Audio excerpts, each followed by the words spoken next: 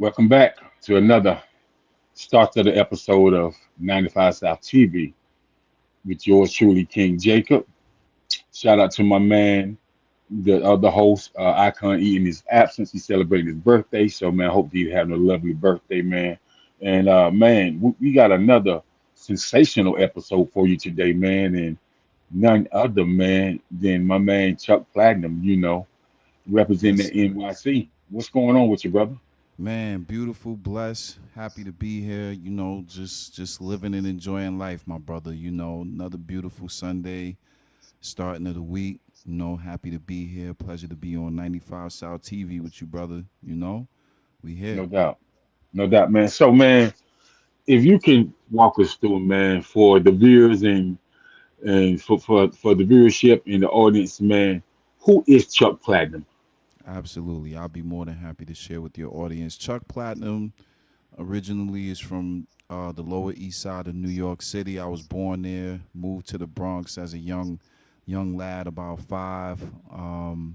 My dad, DJ Butch SOS, is a DJ, still an active DJ at 70 years old, still out there doing his thing. Learned from him, was inspired by him, and that was the start of my music love, is watching my dad and DJing. And he when I was maybe about 9 or 10, I started fiddling around with the turntables and stuff like that. I wasn't too serious. Then around 12, I used to go visit him, and I did a mix, and he worked third shift, so I used to come to his house real early in the morning, and did this mix. And my dad, just from there, he believed in me. At the same time, started rapping, producing, all of this around the 12 to 15 years of age. My first national appearance was on Showtime at the Apollo back in 1994. My partner in our Uptown Nation, shout out to my brother P. Holler. We started a group back in '92, and yeah, from then I just started my career, and started my independent career, and leading up to now, where we have different entities and assets that pretty much cover every part of the music business and outside of the music business. And that's just what I've been building for the last 34 years, is just where we're at now, just building that independence. Okay, great, man. Yes, So sir. you've been putting in work from a young age. So you say your father was a DJ, man, Yeah. and that's an interesting thing. So when you say your pops was a DJ, man, a DJ come to mind that was so I'm from South Carolina, right? So Nice. one DJ that come to mind that was really buzzing in the Carolinas, man, when I was young. Everybody wanted to know these two DJs, man. I guess because they had some family down here that was pushing it was tapes back then. You know what I Right. mean? So how I got introduced to KRS-One, it was by this DJ named DJ Scott LaRock. Yes. And follow up DJ Scott LaRock, I got the D Nice tape and the Just Ice tape. You know what I mean? Nice. Yes, and sir. and and but who really made me want to really kind of put my head on the swivel when it comes to rap, and I thought he was just a cool brother because I didn't hear him cuss, but he was just slicing the competition up, was none other than Rakim, bro. Yes, my You know what I mean? favorite. Yeah, man. Rakim made me say, man, this guy just sliced these and dissect these up with these syllables and these Mm-hmm. metaphors, man, Yes. and his vocabulary, man. So, my beginning hip hop era was people like Rakim, man, and I say, no disrespect to any of the pioneers, man, but I heard some of the early stuff, man, but like Rakim and Big Daddy Kane and cats like that, Dougie Yeah, and that those are the whole, game changers. yeah, man, Yeah, and, they changed and the to Rakim. He changed the whole.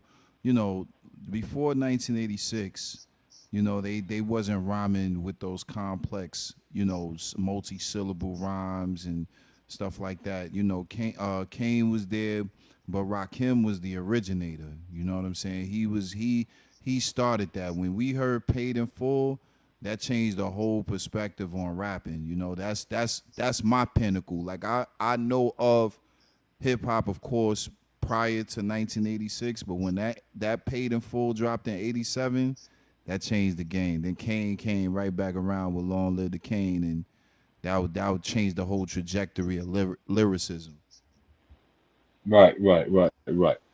And man, just for you, man, with your pop being out on that circuit, man, and dealing when it was graffiti, beatboxing, scratching, and MCing, man, something that I feel like not people have forgot about. They understand, the essence of hip hop, but what this industry has really forgotten about, man. So, in your personal opinion, man, how do we? I ain't know how do we bring it back, but how do Right. we have more documentaries and more education on what hip hop really is?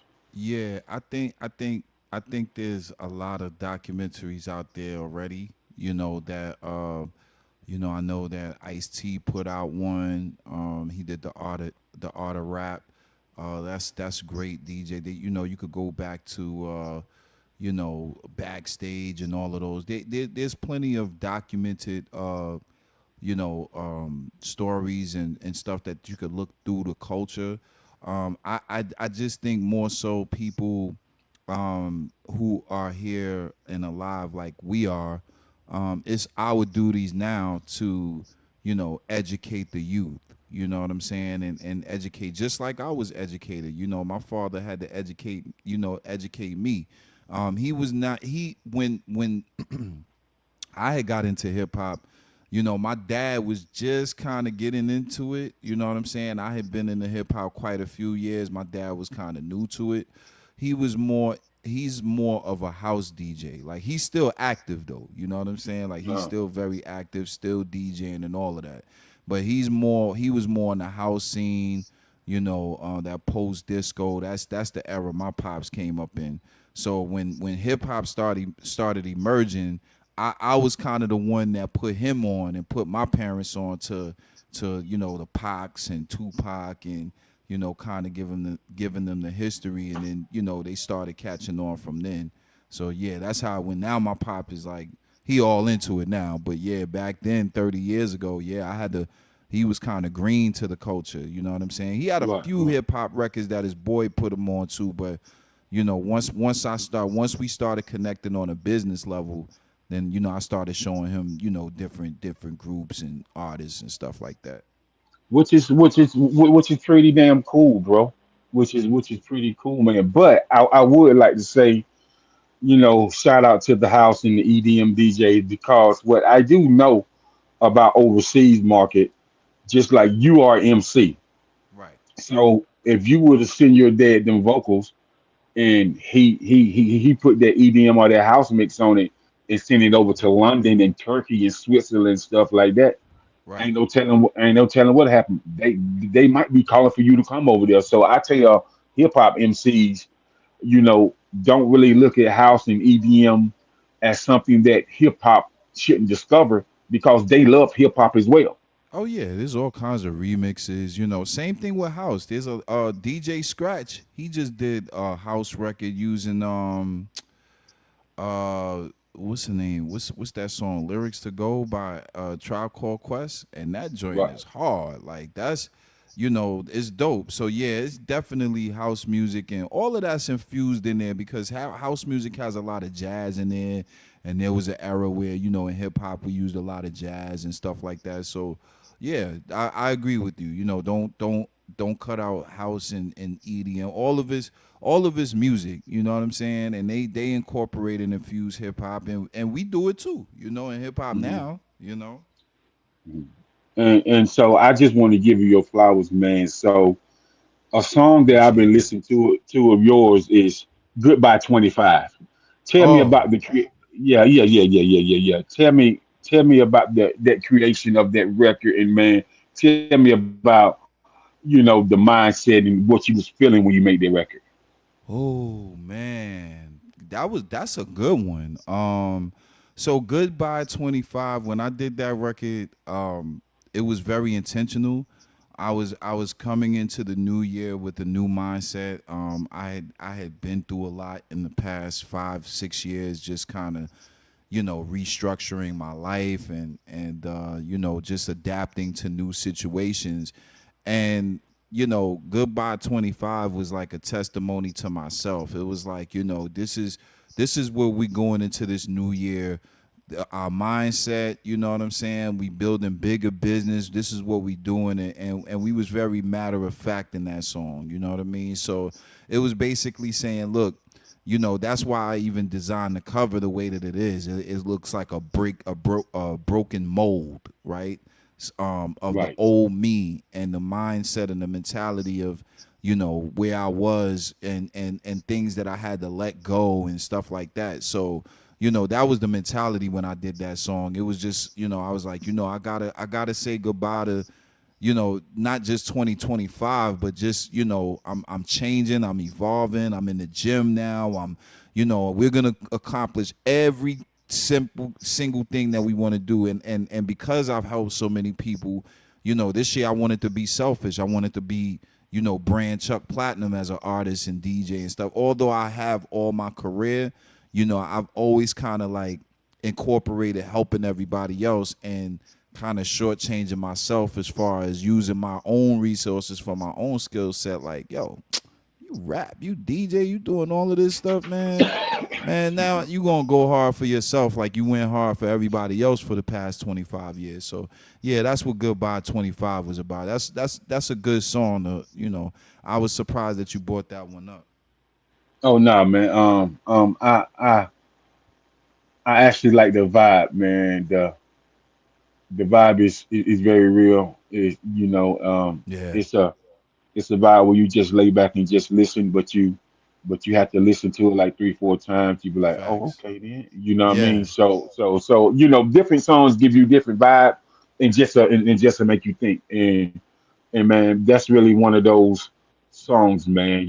appreciate that, You man. can you can say is street conscious and is intellectual. You know what I That's mean? facts. So you know what I That's mean. that's that So yeah, that I appreciate you noticing that as well, because that's really what my music is. When you listen to a Chuck Platinum track, I always tease it and say, I'm gonna put a hot beat behind that information, so it's definitely gonna teach you. But that's how I grew up in hip hop too. KRS One, you mentioned KRS One and all these guys, they had these hot beats, but the message, you was taught something. I was taught something back in the day, so I try to mhm. do that in a cool way so that everybody could listen to my music. It's easily digestible, it's relatable, and it's not too preachy, but it's getting to the point. So I appreciate the acknowledgement on that.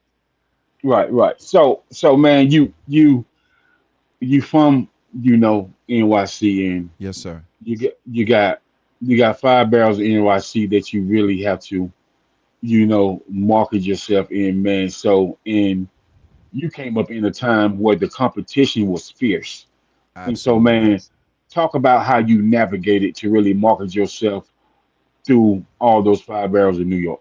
Oh yeah, I mean, we had to do it, and we had to take it to the street. You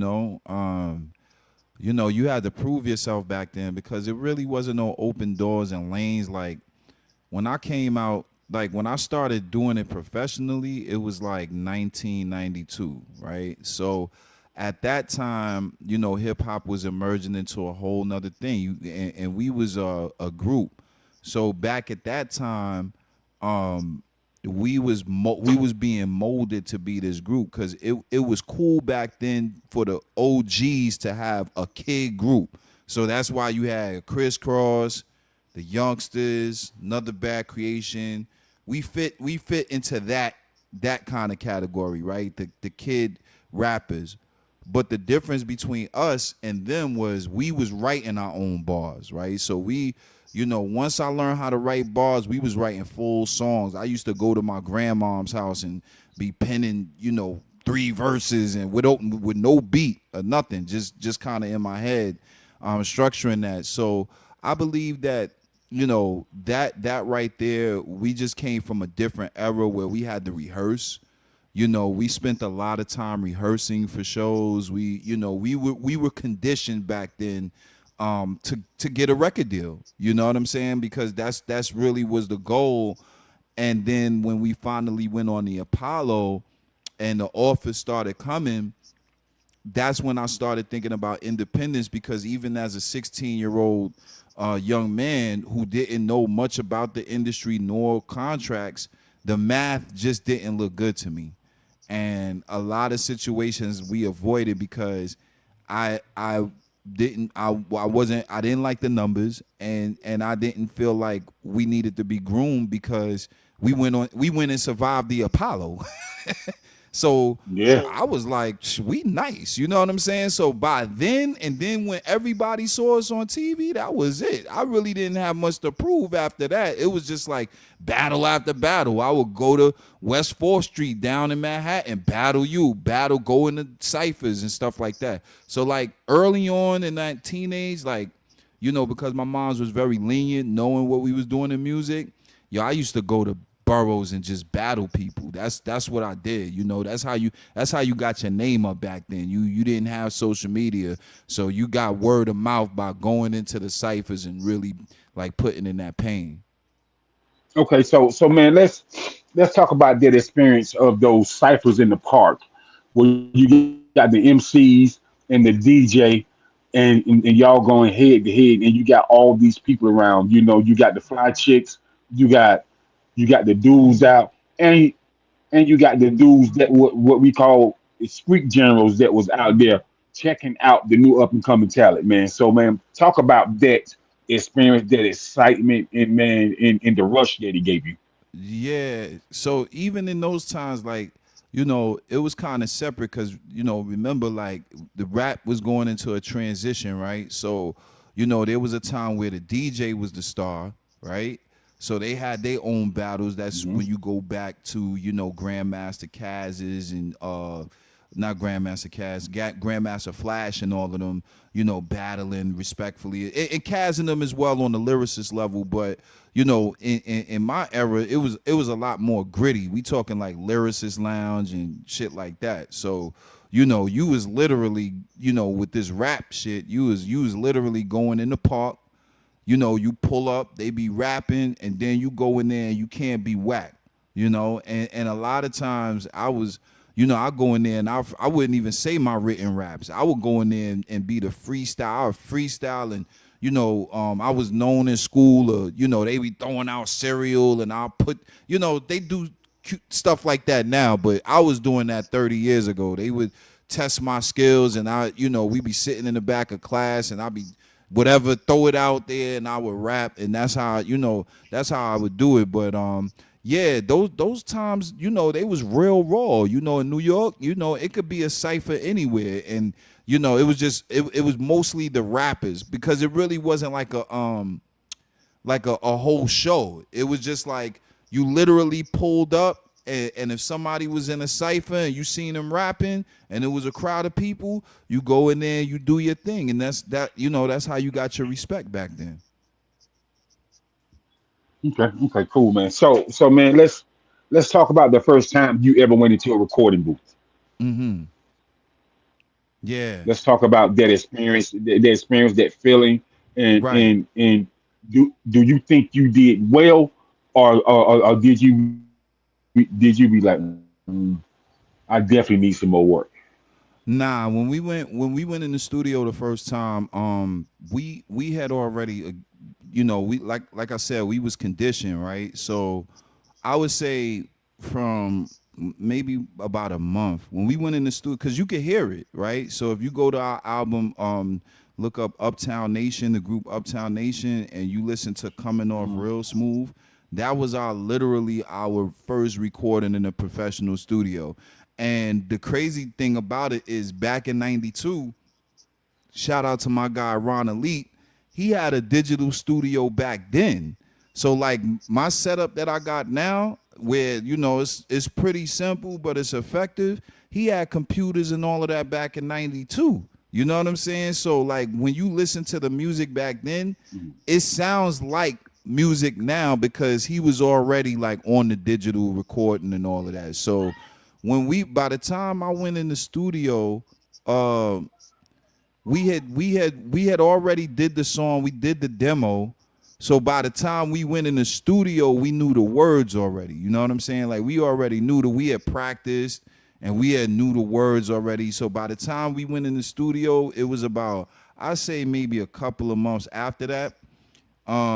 We was already ready. We went in there, we did it one take, and we added, my guy D Ski, shout out to him. We added the gift to Dia, where she's doing very well in life right now as well. And they bought it. We started the track. My brother went first, I went second. Hadia, she was my girl at the time, she went third, and then D Ski just murdered it.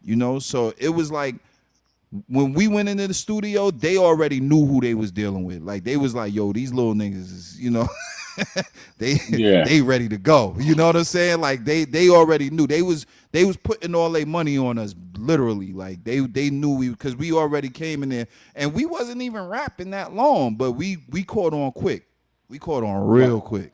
Right. So from going into the booth recording your first single, man, walk me through the steps on how fast y'all got motion. Oh, from from the recording studio to like getting the song out. Yes. Okay, cool. So that's an interesting story in itself, right? So all right, so we, we did the songs, right? But it was a whole thing. Even now to this day, it's a whole myth of, what happened during that time. But I would just safely say, because my brother, my brother is no longer here on this. Shout out to my producer Rick Supreme. He's been gone for some time now, so he's not really here to tell his side. But Hmm. I believe that he definitely was repping for us, and there was some powers that be that may not have wanted us to get as far as we were supposed to go at that time. Okay. And unfortunately, my man, he from the same place we from. He just believed in us, so he really didn't have the know how or the go to for the resources. The biggest thing that he did for us was put us on the Apollo. Um, so it took a little while for us to really kind of get that name. I really didn't start getting a name, to be very honest with you, until I went solo. You know what I'm saying? Okay. Like till I started doing my solo work, because even as a group, we only went to the studio that one time. And then the rest of the time after we did the Apollo, we were supposed to take those records and take them to the studio. But for whatever reason, we just never we had like 500 songs that we did, and that was the only professional studio session that we did. Wow. So that's what drove me to produce and engineer and all of that, because for the first 6 years, basically, I'll say like this: for the first 6 years of my music career, it was like practice. You feel me? It was like from '92 to '98, it was like practice, and then from '98 on, it was like when I started, venturing out and doing my records solo. That's when things started, turning around, because then I was getting my own motion, and I was taking from what we did and like, I'm gonna move this way, and that's the reason why I got all these companies in the first place, because I had to teach myself all of this based on what I went through as a child, and not us getting the leverage because maybe some people may have been scared of success or whatever it is. I can't speak for those people, but because we were children, we basically put our career in their hands, and we was there waiting and waiting for our shot, and we never really got that shot until we went on the Apollo. Apollo was our saving grace of how we got noticed and stuff like that. Then they started coming around and offering deals and stuff like that. But yeah, that's how that went. To be transparent. Okay.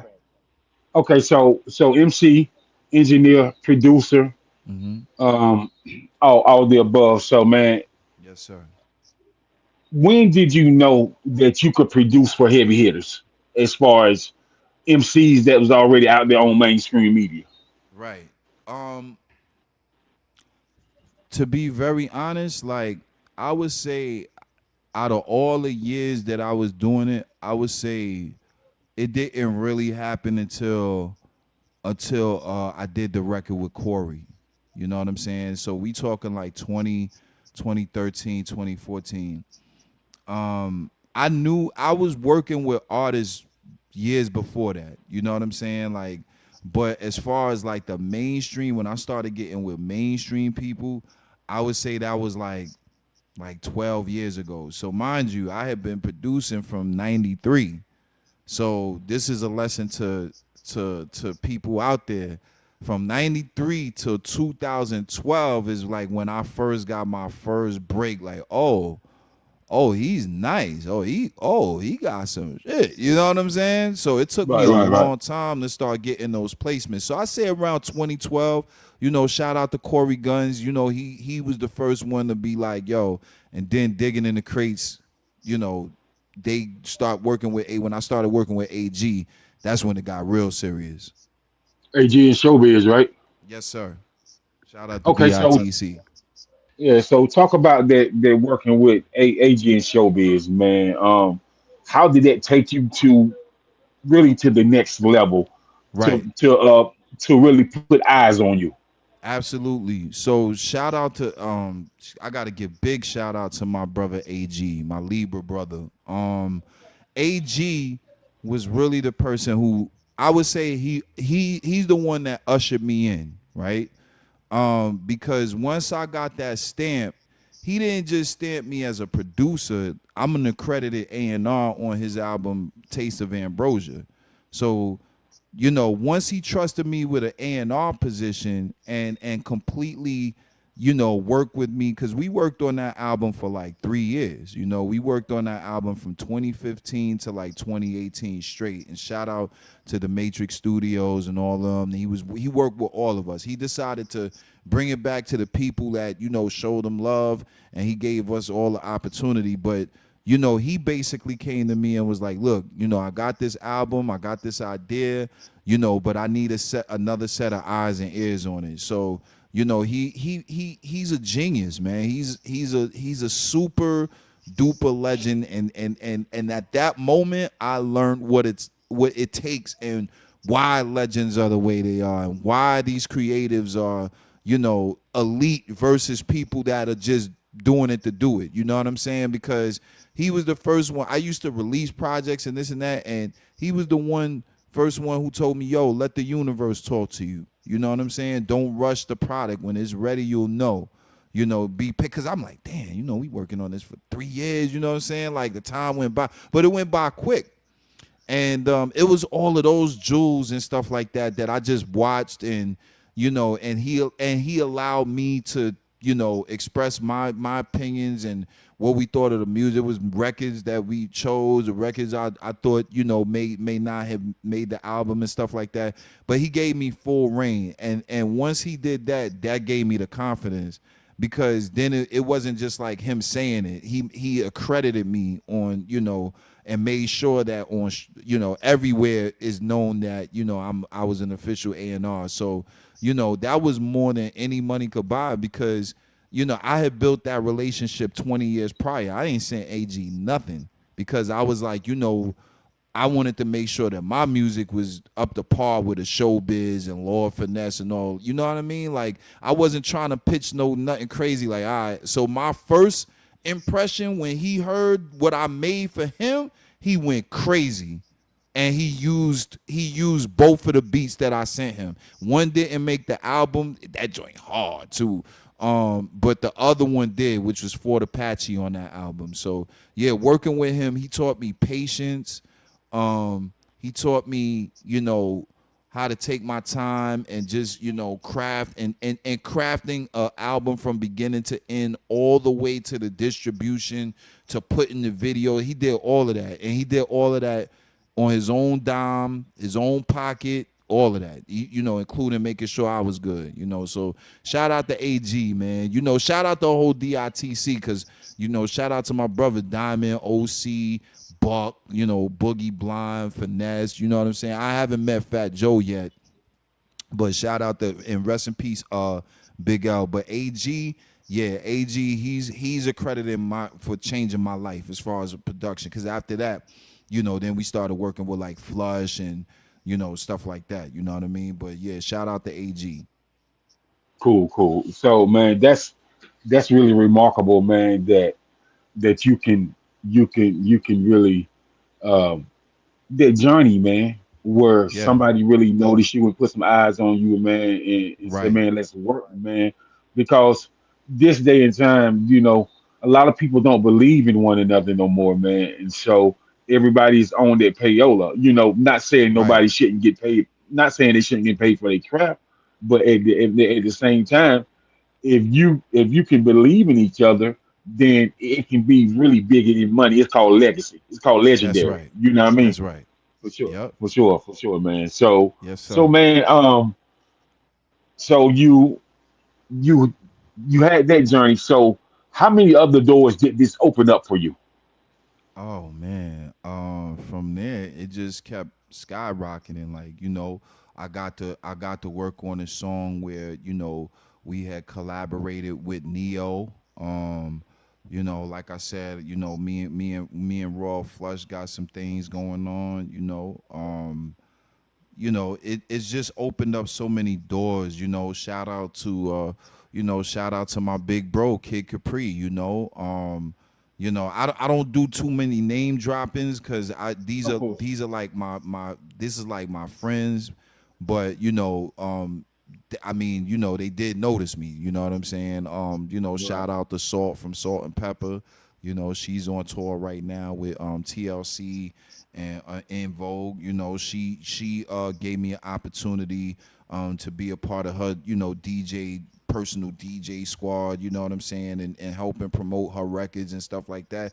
These people, they didn't have to choose me, to do anything. You know what I'm saying? So even to this day, man, humility is big for me. Like, I'm still, I ain't gonna lie to you, King. I still wake up and sometimes I can't believe that my life is the way it is. And it's not to say that I don't go through hardships, because I do, because I'm believing in myself. So, there's all kinds of things that's thrown at me on a daily basis. But overall, man, I'm just happy to be here. And I'm happy that I can contribute something to the game that's relevant after all of this time. So that's my drive. That keeps me going, just to, be able to serve. You know what I'm saying? I think that's where a lot of people miss with this industry as well, because it's frequency. That's the key to my longevity, is the service. Like, I'm genuinely serving. I've probably did more. Now, this doesn't mean come at me on some free stuff, but I've probably done more free stuff than what I've gotten paid for. And I've made a lot of money in the music industry, but if it's dope and it's something that I could contribute, a lot of times I'll just do it, and we'll see where it lands when we do it. I'm that kind of artist and person. I like to make the product, and then we could talk about the business after we make the product. But I never want to get to a point of making the business, first, and then making the product, because then to me it gets corny, right? Then it's not culture anymore. So I always like to do the Right. product first, and then we could work out the logistics through and through, because I'm very thorough with the business. But let's get the product done. Let's do something cool. Let's do something different. Let's change the game on something. Let's take a chance. And then we could figure out all the paperwork and all that later. That's standard. But let's create. Let's make something happen. That's the magic, is making it happen for me. That's right. That's right. That's right. And then what a lot of people don't realize this day and age, the money that you ask for up front, it's gonna be nothing close to the back end money. You know, Oh we we yeah, we no. we talking about back end money that's gonna get you paid until the day you die, and That's then right. that's gonna go to your estate and your legacy, so your Yes, kids can continue to get paid. And correct. so this game, you got to have your head on the swivel, and you got to think like Chuck Platinum is his own Fortune 500 company, and so that's how you got to think about this game. You know what I Yeah, mean? Chuck Platinum It's is Chuck Platinum is just to vibe off of what you said, to piggyback off of that. Chuck Platinum is a brand by itself. That name right there, that name is a Right. registered trademark. You know what I'm saying? So nobody can use that name. Nobody can use my likeness.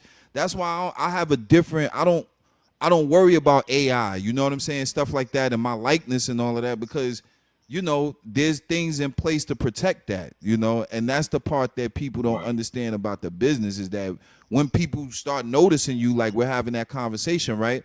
That's when you got to Hmm. say, okay, I have a likeness. And everybody has, you don't have to be known. Your being is your likeness, right? But once you start Right. becoming, your likeness starts becoming an asset, oh yeah, we got to protect that. So that's another lesson, Right. protect your likeness. No doubt. No doubt. No doubt, man. No doubt, man. So, man, you you got some new material out right now, right? Yes, yes, yes. I got Okay. So the creation, the progression of getting up to putting out this new material. Because sometimes people like when you gonna put this out, when you gonna put this out, but people don't right, understand it's a process of putting out what we call new magic. You know what I right. mean? Just It's a repeat the process, and question a talk, and little talk bit. about that process. All right, just repeat the beginning of it because you was breaking up a little bit in the first part of your question. I just Okay. want to make sure I'm answering it correctly. I said that you got a new project out right now. So talk about the progression in getting to put out the new project. Because sometimes people be like, man, it's been a few years, it's been three, four Right. years, he or she ain't putting out nothing. So talk Yeah. about that progression leading for you to put out something different for the people. Oh, okay. Well, yeah. Well, with me, fortunately for my fans, they don't have to wait too long, right? Because I'm always creating something. So with said brand, right? I might Right. I might produce an album for rapping, or I might make an instrumental project, or I might DJ and get on the radio. So there's a loop of talent, but to go specifically because you asked about the musical part, um, you know, everybody that knows my brand knows that I'm gonna deliver some quality, right? So, for instance, Of like course.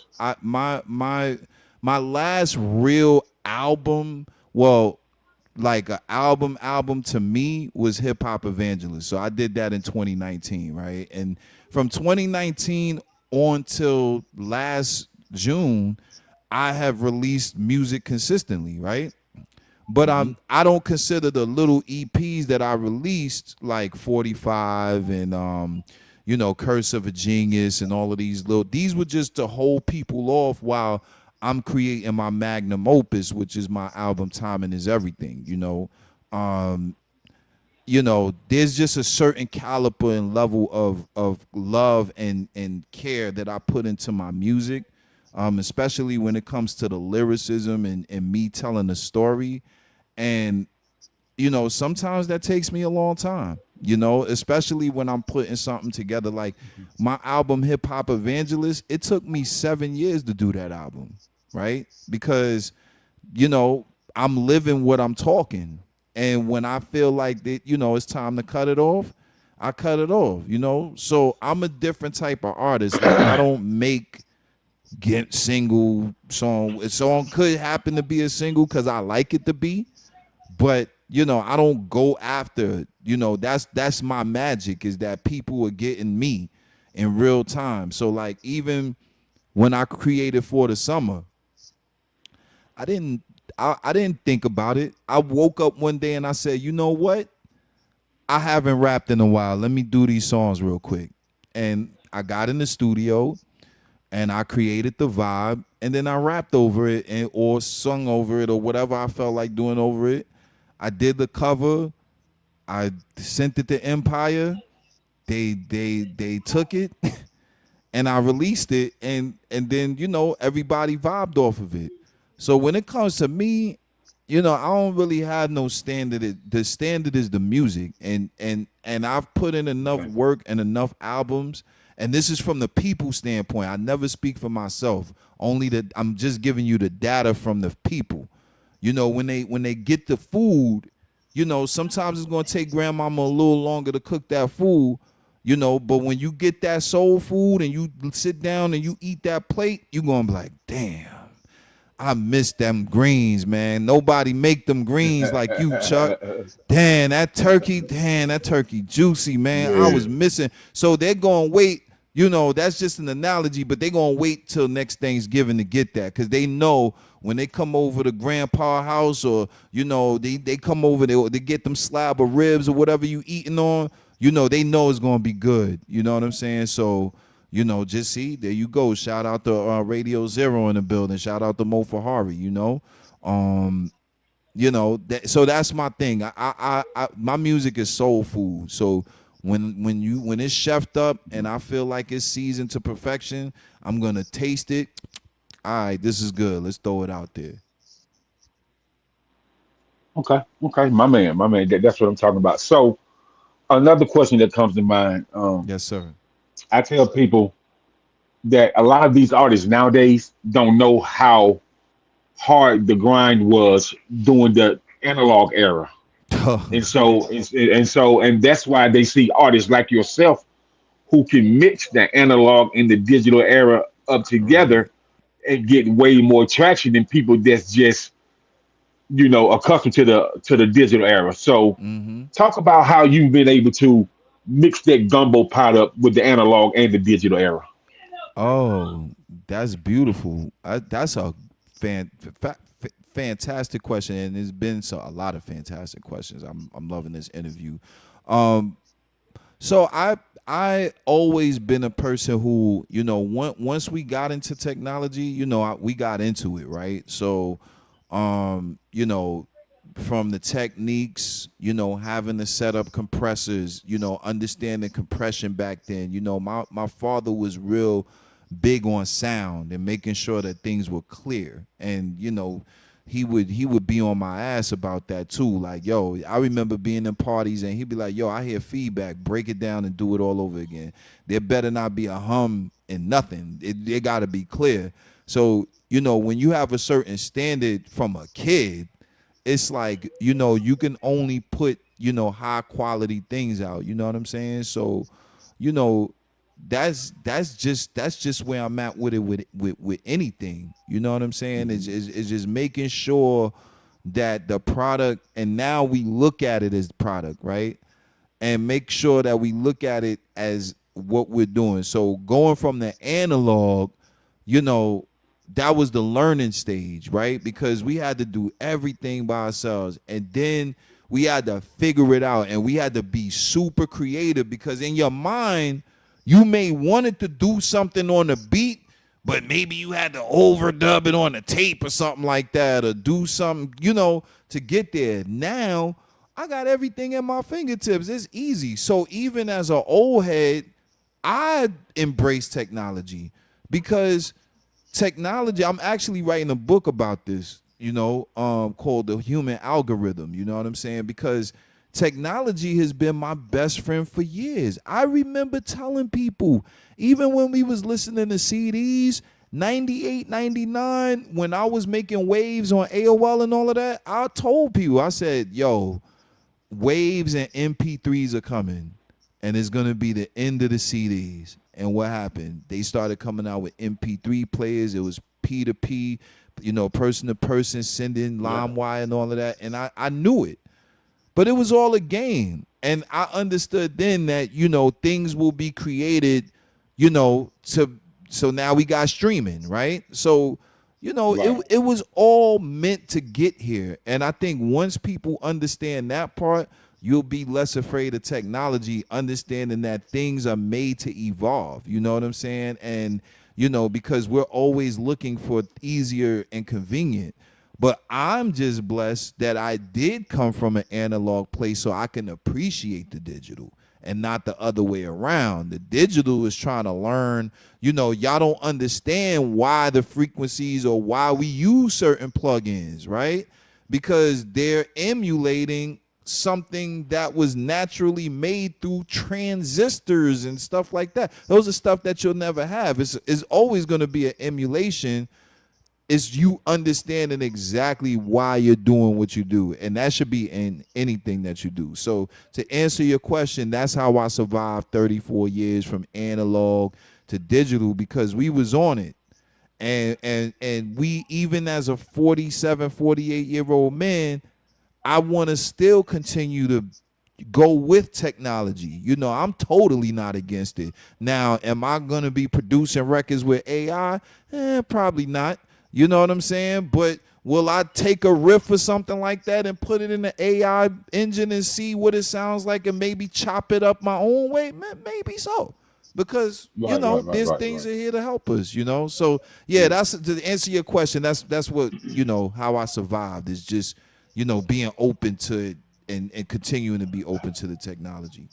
So Chuck Platinum, man, you know you about to be my man 50 grand since we had this interview. Trust and believe that. And I love it. I'm gonna say this to you. I'm gonna say this to you, man. And I'm gonna say shout out to Radio Zero. I got your interview coming too. I'm gonna definitely tap in with you for sure. And I'm gonna say this, man. I hear a lot of artists like Snoop, Ice T, Q-Tip, um, people like Luda, people like Rakim and Coogee Rap, and they Right. talk about this streaming and how much money it has taken out of an artist's pocket. Right. And so, do you feel like they have a valid point, or do you feel like a lot of the old heads don't really understand streaming and why Uh it's so important? yeah, I think they just, you know, they not seeing the bigger picture of it. And I explained it on a post of mine a couple of months ago that, you know, and I won't say, you know, they just don't understand the value of, because there's pros, right? And the reason why it's all a pro, and all we're doing is just making sure that we're fighting for the right things, right? Which really is, when you're talking about the music and that part of it, it's really about fighting for the balance and making sure that everybody is taken care of fairly, right? So, for example, you have physical copies, right? So physical copies were tapes, 8-track, CDs, stuff like that. This is what the Right, record labels were originally made for, to make these said vinyls and all of this product, right? So they already knew then that the when MP3s came and digital, they already knew the transition. They acted stupid, but they already knew. That's why all of the Spotify's and all the labels, we just finding out that the labels are part of Spotify and all of that. You didn't think that they had their hand in all of the technology first? of course No. they did. You got to know how to play the game. They already knew. They created, they had to figure it out. Because what they didn't want you to do is start, the thing was, is they didn't want you to peer it, right? So they had a problem with that Napster and LimeWire because, oh, you wait, you ain't getting, nobody's getting paid from this.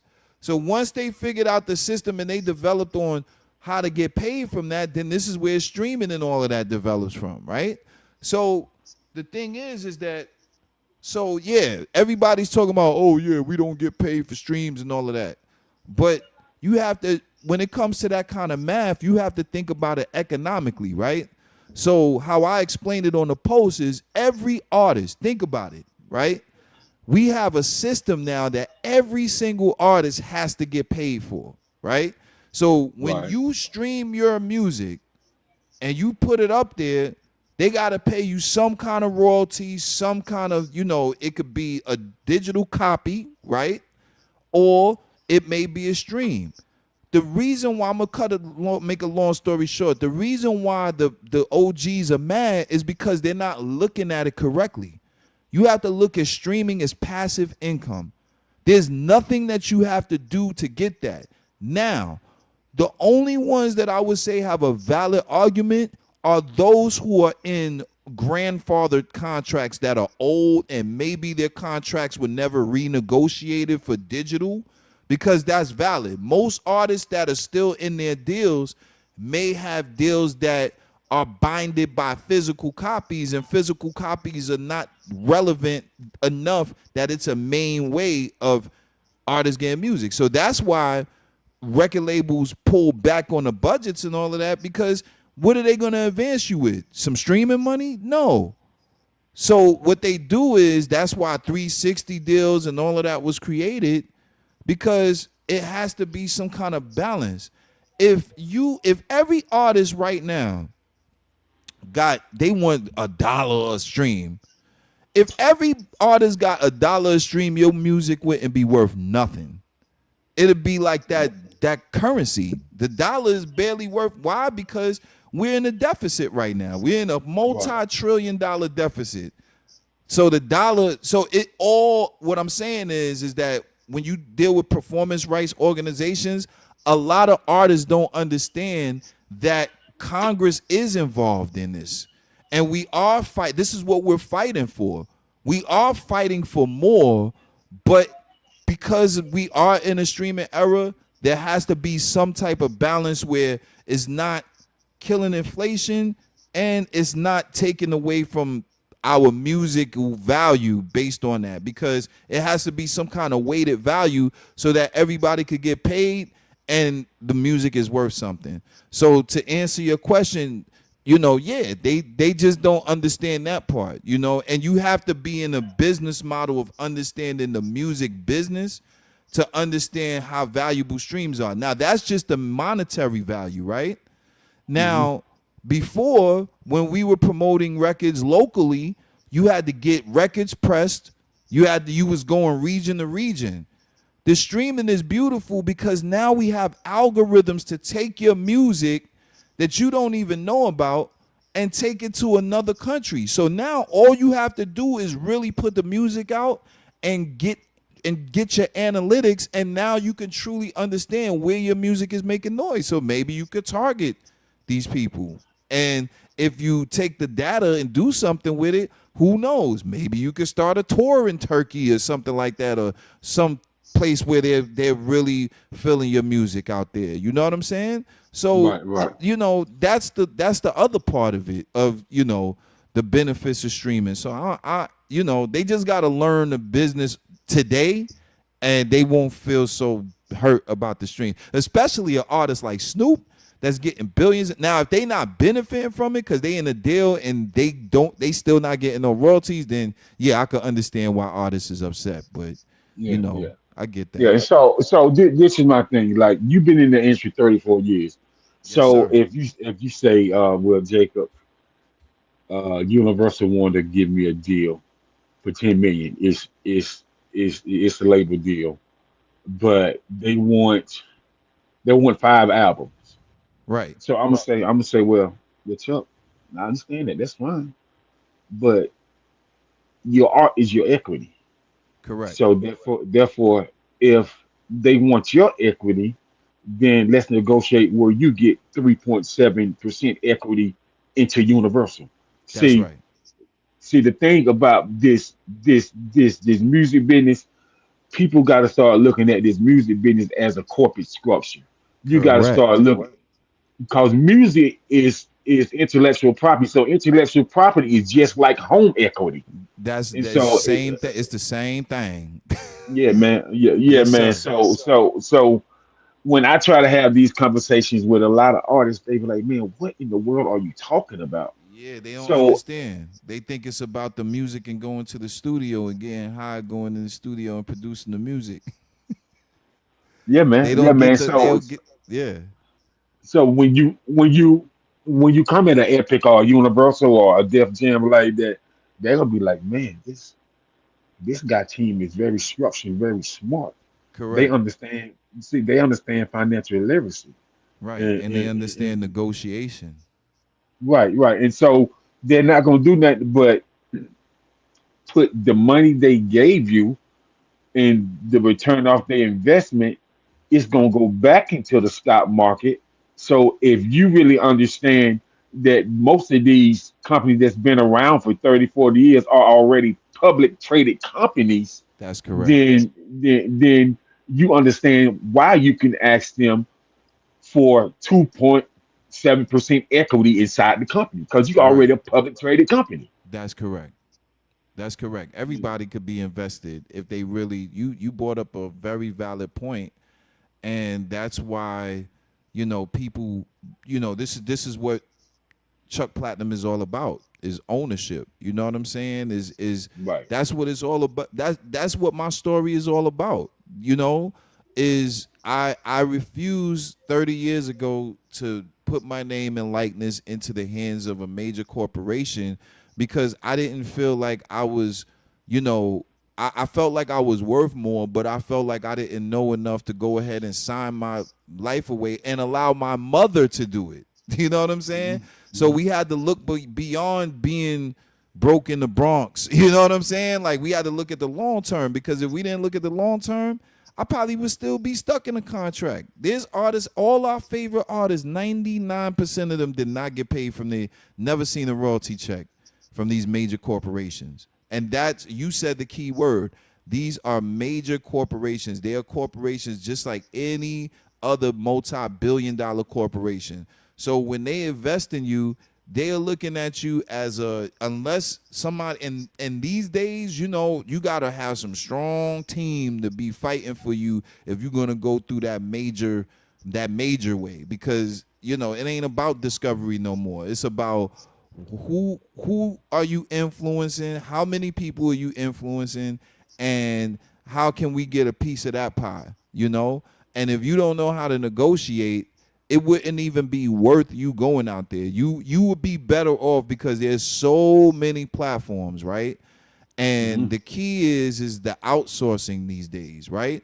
So Right. you and I, King Jacob, could go out there, right? And it don't matter who, what, where, why, and how. Just you being you and your likeness. If you invest in yourself in the right platforms in the right way, the same people that may be discovered from a major label will discover you the same way. Now, if you get on these platforms and think you're not going to pay for no advertisement or nothing like that, and you ain't got no drive, then you going to be at the bottom of the barrel. You going to be, you might get a couple of hundred followers or something like that. Right. But if you looking at yourself as the brand, you ain't going to need no major. Then they going to come to you. And then when they come to you, because they got that bat phone, right? You be like, damn, how they found my number? That's when you know you saying something, because then they come looking for you because you done made that noise. That's just how it is. And then you get yourself a team and you put yourself in a negotiation plate with this. We don't have to get jerked anymore. Pause. Right. Right. Right. Right. Of course. Of No course not. Of excuse for course. that. You're right. You're absolutely right, man. You're absolutely right, man. So, man, we're about out of time, man. So I want you Yes, to give sir. your last shout outs, man, and tell people what you got coming. Then we'll get out of here, my brother. Absolutely, man. First of all, thank you to my parents. Is always first and foremost to God. Thank you to my team, Radio Zero, Mo Fahari, my PR, Marissa, MJ. I definitely appreciate everything that you do for me and the team. And Ariana Records.